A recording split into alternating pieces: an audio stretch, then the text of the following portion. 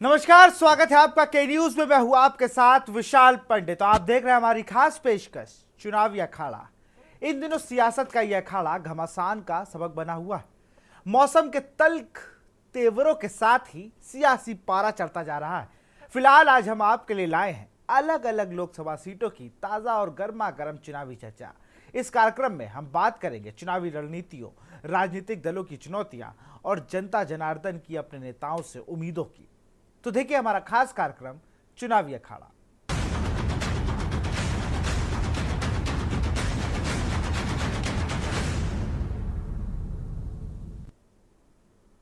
मध्य प्रदेश के चुनावी माहौल में गर्मी आ चुकी है।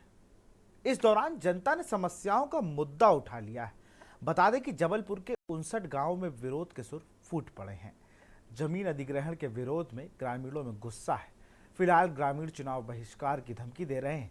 औद्योगिक विकास और वन विभाग उनके निशाने पर है। इस रिपोर्ट को देखिए। मध्य प्रदेश के जबलपुर जिले के 59 गांवों के लोग जमीन अधिग्रहण का विरोध कर रहे हैं। राज्य का औद्योगिक विकास और वन विभाग उनकी जमीन ले रहा है। विरोध करने वालों के अनुमान के मुताबिक करीब 1 लाख की आबादी वाले आदिवासी बहुल गांवों में लगभग 50,000 वोटर हैं। उनका कहना है कि अगर उनकी मांगें नहीं मानी गईं, तो वे लोकसभा चुनाव का बहिष्कार करेंगे।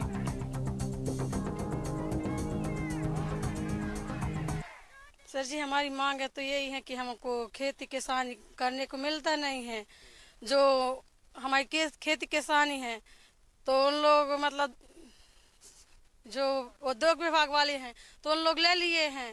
हमारी मांग यही है कि हमारी जमीन वापस करो, और जमीन नहीं तो वोट नहीं। मेरे साहब कोई जमीन नहीं थी मेरे पास, तो ये जंगल पड़ा था, अलाउस था जंगल, ऐसे ही पड़ा था फालतू। तो वहाँ मैंने 15, 20, 25 साल से वो जंगल को साफ किया, और साफ करके 15-50 लोगों ने वहाँ भी साफ कर लिया। तो हम लोग बोने खाने लगे। किसी ने तिली बोया, किसी ने राहर बोई, किसी ने धान बोया। तो वो जंगल वालों ने इसी साल तार खिंचवा दिया। अब बोलो सर, हम कहाँ पे जाएं? हमारे पास कोई चारा नहीं है। विरोध करने वालों का दावा है कि उन्होंने बंजर या पड़ती जमीन को खेती के लायक जमीन में बदला और कई दशकों से खेती कर रहे हैं।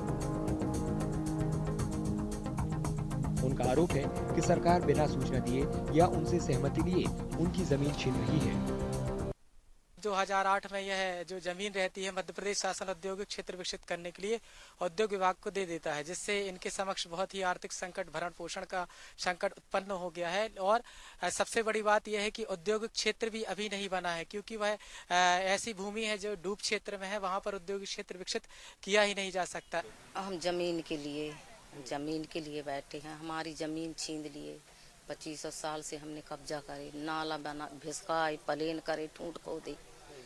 कोई मंत्री में यदि ताकत हो तो हमारी जमीन वापस कर दे, हमसे वोट ले ली, और नहीं हम वोट नहीं देंगे। जमीन नहीं तो फिर वोट नहीं है। यही करीब जब से हमारी जन्मभूमि है और हमारे पास जमीन नहीं है, एक भी भूमिहीन है। इसको हम जंगल से जमीन खोद के अभी इसको हम मतलब खेती के लायक बनाए, और जब गल्ला पैदा होने लगा तो शासन हमसे जमीन चढ़ा के उद्योग को मतलब देने लगी। ये करीब 54 एकड़ जमीन है, जिसमें 54 ही आदमी काबिज है जमीन में, और इससे हमारे बारे बच्चे भी इससे पलते हैं, पालन पोषण होता है। जबलपुर जिला प्रशासन का कहना है कि वो गांव वालों के दावों की जांच करेगा और जल्द से जल्द समस्या का समाधान करने की कोशिश करेगा।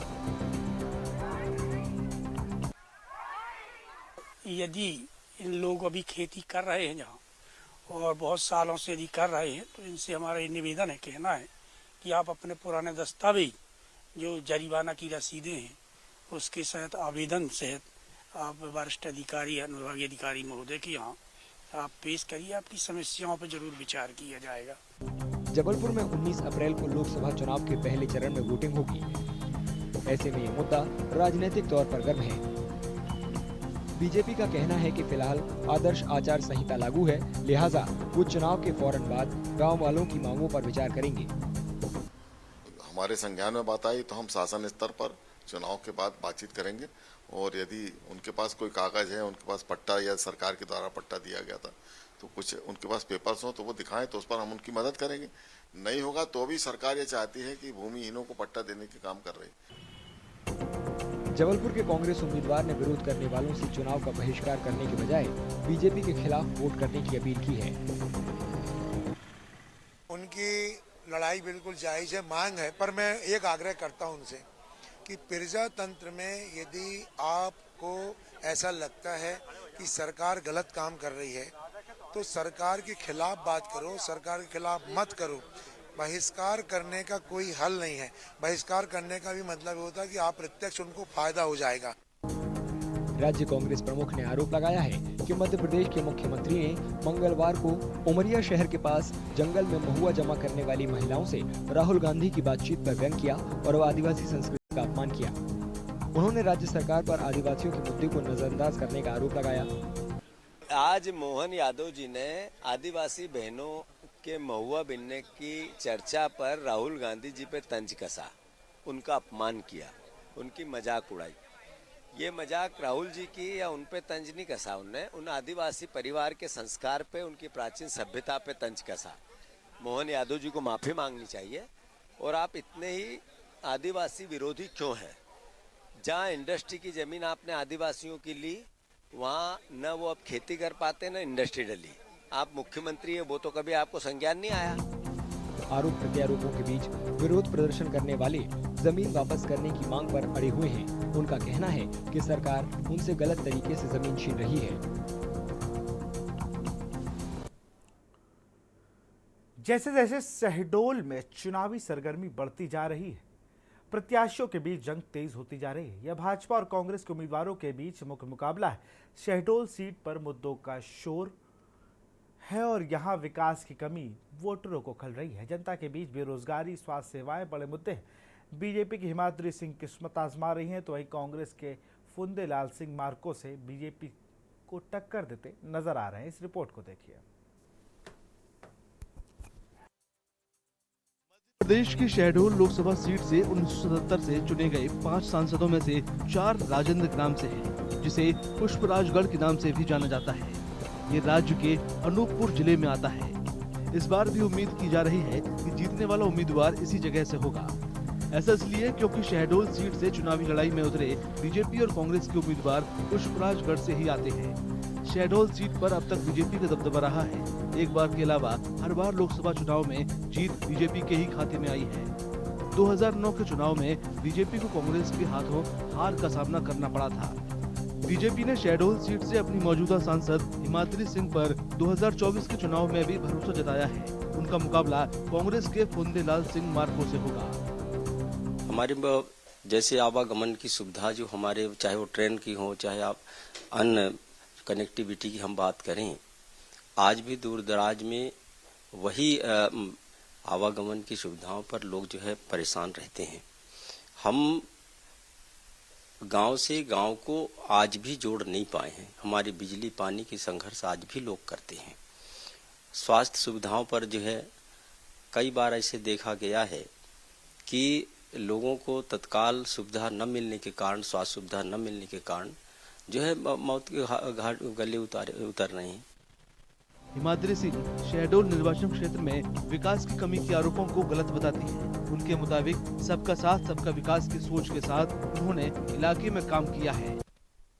हमारे जिले जो है उसमें बहुत से रोड कनेक्टिविटी का भी हमने प्रयास किया, बहुत से कार्य प्रारंभ भी हैं और निश्चित रूप से जैसा कि हमारी सरकार सबका साथ सबका विकास के मूल मंत्र पे काम करती है, तो ठीक उसी तरह हमारे भी इस क्षेत्र में सभी वर्गों को, सभी समाज को, सभी क्षेत्रों को ध्यान में रखते हुए हमारे क्षेत्र में भी व्यापक रूप से यहाँ पर विकास के कार्य हुए हैं। शहडोल अनुसूचित जनजाति के लिए आरक्षित लोकसभा क्षेत्र है। इसके तहत 4 जिलों के 8 विधानसभा क्षेत्र आते हैं। इस निर्वाचन क्षेत्र में लगभग 45% आबादी आदिवासी समुदाय की है। इनमें से करीब 80% लोग ग्रामीण इलाकों में रहते हैं। यहाँ के कुछ वोटर बेरोजगारी और स्वास्थ्य सेवा को इस चुनाव में अहम मुद्दा मानते हैं। रोजगार एकदम कुछ है ही नहीं। रोजगार हमारे यहाँ कुछ इस टाइम पे सब बंद है, पूरा कुछ रोजगार का सुविधा ही नहीं दे रहा है सरकार इस टाइम। अब शिक्षा ना तो रोजगार, बस 2 ही चीज। विकास के मुद्दे सर, विकास तो बहुत ही हो चुका है लगभग, फिर भी क्या है, मतलब बहुत कुछ कमियां हैं। मतलब जैसे मेडिकल कॉलेज में मतलब अभी कई प्रकार के डॉक्टरों की कमियां हैं, जैसे न्यूरोलॉजिस्ट की जरूरत है बहुत ज्यादा यहाँ पर आज तक नहीं हुआ। कई मतलब 4-5 साल हो गए लगभग मेडिकल कॉलेज, पर आज तक कोई नहीं हुआ। रेलवे में कई जगह के लिए जैसे डायरेक्ट जैसे नागपुर के लिए ट्रेन चाहिए हमें, पर नागपुर के लिए ट्रेन सीधी मिली भी, पर ऐसी टाइमिंग मिली कि कि कोई भी मतलब सुविधाजनक नहीं। विकास के लिए तो अभी कई मुद्दे हैं। एक तो नगर की सड़कों की व्यवस्था सबसे ज्यादा दयनीय है। आप किसी भी मोहल्ले की गली में घुस जाइए, ये सीवर लाइन के चलते पूरी लाइनें माने चलने योग्य रह नहीं गई हैं। खासकर बरसात के दिनों में तो आप वाहन लेकर के चल ही नहीं सकते हैं सड़कों में। और दूसरी पेयजल की समस्या, नया बस स्टैंड की समस्या। भाई इस बस स्टैंड को आप जहाँ खड़े हुए हैं वहाँ देख लीजिए कि 12 से 2 के बीच में यहाँ बसें नहीं समाती हैं। माने इतनी बसें हो जाती हैं, यहाँ पर लगभग टोटल 450 बसें हैं। पुष्पराजगढ़ के लोगों की शिकायत है कि शहडोल के कई सांसद उनके शहर के हैं। इसके बावजूद विकास के कामों से ये इलाका अछूता रहा है। यहाँ की व्यवस्था, यहाँ की विकास आप लोग खुद देख रहे हैं। ये बस स्टैंड है, बस स्टैंड में एक कॉम्प्लेक्स अभी 2-4 साल से नहीं है। जो महिलाएं यात्री आते हैं और भी कई तरह की परेशानियां हैं। रोजगार, शिक्षा, स्वास्थ्य, यही तो सब मुद्दा है। यहाँ तो सब जीरो में है। सर जी, पुष्पराजगढ़ में तो कोई ऐसे विकास कुछ मेरे को दिख नहीं रहा है। खाली विकास जो है मोदी के कार्यकाल में वही हुआ था, जो गरीबों के लिए माने खाली उनके कार्यकाल के समय में माने पीएम आवास कुछ मिला था, और खाली रोजगार गारंटी जो मिला, जो उसमें रोजगार गारंटियों में जो किसानों के पूर्ण कार्य नहीं हो पाया। आज भी किसान जो है उसी तरह के हैं जो योजना में वंचित हैं। कई और वोटरों को बीजेपी के ट्रैक रिकॉर्ड में कोई कमी नहीं दिखती। बीजेपी पार्टी से अपन लोग जैसे हम सोचेंगे कि भारतीय जनता पार्टी ही रहे। और जैसे शिवराज मामा भी निकाले पिछले लाडली बहना योजना, मतलब बहुत सहयोग प्राप्त हो गया लाडली बहनों को। वैसे जैसे माननीय प्रधानमंत्री मोदी जी हैं, वो भी मतलब कितने आगे ले जा रहे हैं अपने देश को। गवर्नमेंट तो प्रधानमंत्री मोदी ही बनना है, वो तो पूरा सर्वे में सब कुछ दिख रहा, उनका काम भी दिख रहा। रोड की कंडीशन भी देखें, पहले की रोड बनती थी 1-2 साल में पूरी उखड़ जाती थी, 6 महीने के अंदर उखड़ना शुरू हो जाता था। आज के डेट में कम से कम रोड एक बार बनने के बाद कम से कम देखो मतलब कुछ इतना अच्छा रिलैक्स हम लोग महसूस कर रहे हैं, तो हम तो गाड़ी के बनवाते में ही खर्च हो जाते थे। शहडोल में 19 अप्रैल को 2024 लोकसभा चुनावों के पहले चरण में वोटिंग होगी। बीजेपी ने 2019 के चुनावों में मध्य प्रदेश की 29 लोकसभा सीटों में से 28 पर जीत हासिल की थी।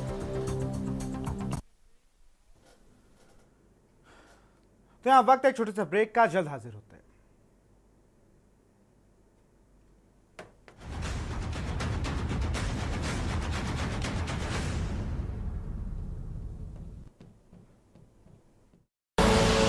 आप देख रहे हैं के न्यूज, खबरों का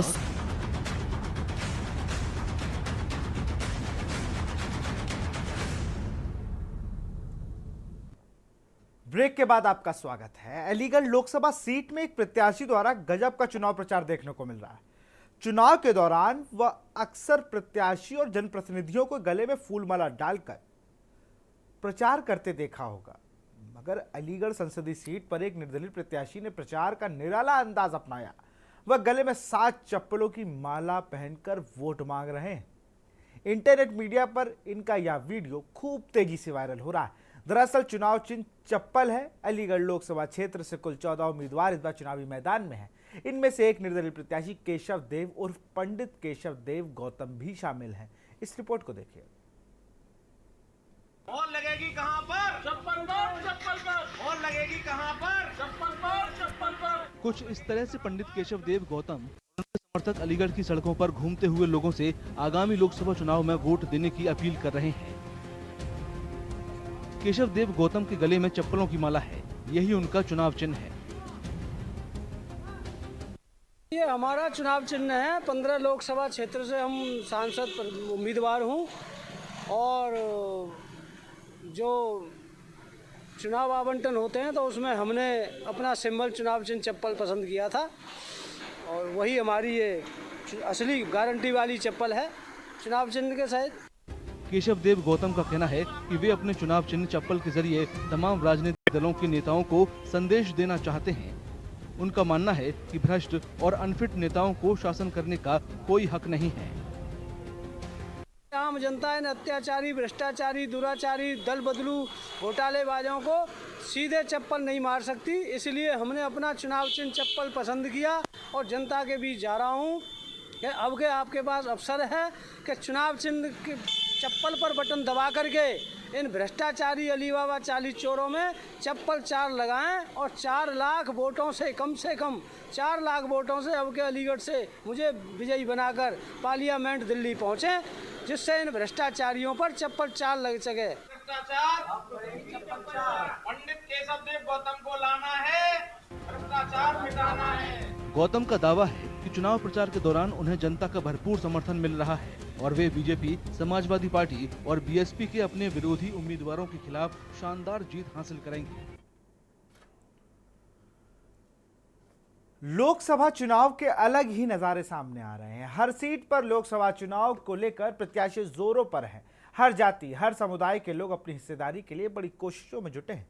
ऐसे में झारखंड की धनबाद लोकसभा सीट से इस बार ट्रांसजेंडर सुनैना सिंह चुनावी मैदान में उतरकर अपनी किस्मत आजमा रही। बता दें कि धनबाद झारखंड की सबसे बड़ी लोकसभा सीट है और बताया जा रहा है कि यहां पर 22 लाख से ज़्यादा सिर्फ मतदाता है। धनबाद लोकसभा सीट राज्य की चर्चित सीटों में से एक है। इसे कोयला राजधानी भी कहा जाता है। यहाँ के कोयले से पूरा देश जगमगाता है। इस सीट पर साल 2019 को बीजेपी के पशुपति नाथ सिंह ने करीब 4,90,000 वोटों से जीत हासिल की थी। उन्होंने कांग्रेस के कीर्ति आज़ाद को बुरी तरह से हराया था। इस बार ट्रांसजेंडर सुनैना सिंह को भारतीय एकता पार्टी ने अपना उम्मीदवार बनाया है। इस रिपोर्ट को देखिए। झारखंड की धनबाद लोकसभा सीट से इस बार ट्रांसजेंडर सुनैना सिंह भी चुनावी मैदान में है।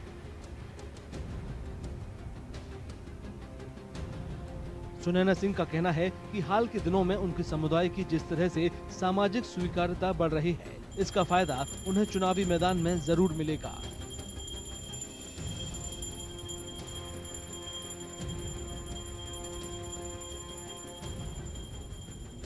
अब पहले था थोड़ा लोगों का थिंकिंग और सोचने का तरीका कुछ अलग था, कुछ हमारे लोग में भी कमी था।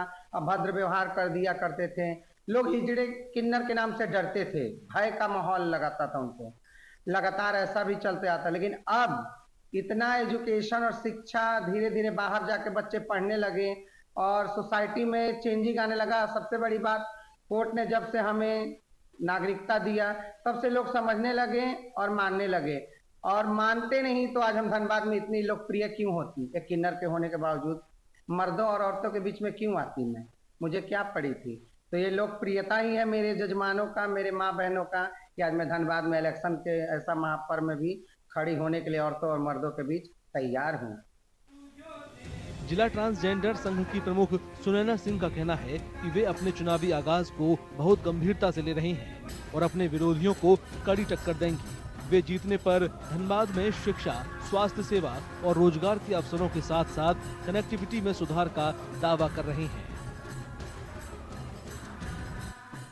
मैं अगर दिल्ली गई तो ये पूर्ण विश्वास दिलाती हूँ, शिक्षा, रोजगार और एयरपोर्ट और एम्स जैसा हॉस्पिटल, ताकि किसी को जो गरीब वर्ग के लोग हैं उनको बाहर जाने के लिए, आप खुद देख लीजिए, कोई अच्छा दिल्ली बम्बई जाने के लिए ट्रेन है आपका डायरेक्ट धनबाद से कि जो चला जाए। और यहाँ पे जो हॉस्पिटल है, साधन है, वो ऐसा नहीं है। और एम्स अगर होगा यहाँ तो किसी को बाहर जाने की जरूरत नहीं पड़ेगी। धनबाद में 25 मई को वोट डाले जाएंगे। देखना दिलचस्प होगा कि धनबाद की जनता किसको अपना समर्थन देती है।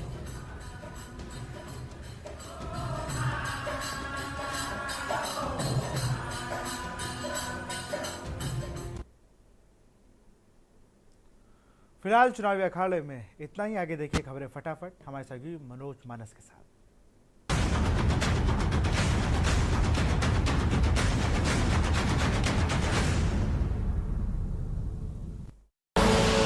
आप देख रहे हैं के न्यूज़, खबरों का सारथी।